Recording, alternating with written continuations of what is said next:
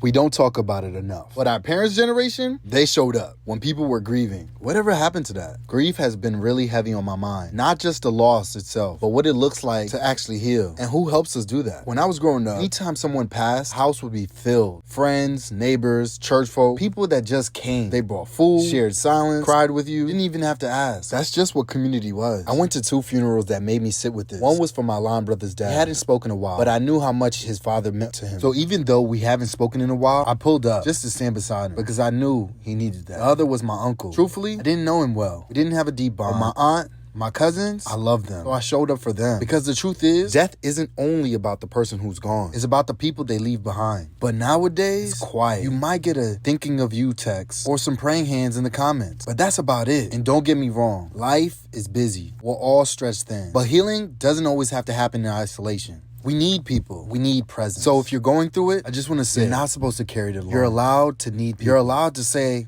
I'm not okay. And for the rest of us, we gotta do better. You gotta bring that old school love back. The kind that pulls up and stays a while. You don't need to have the answers. Just be there. Be that kind of friend. Let's get the generation that makes presence normal again. Because grief is inevitable and it'll impact us all eventually. And when it does, you'll remember who showed up.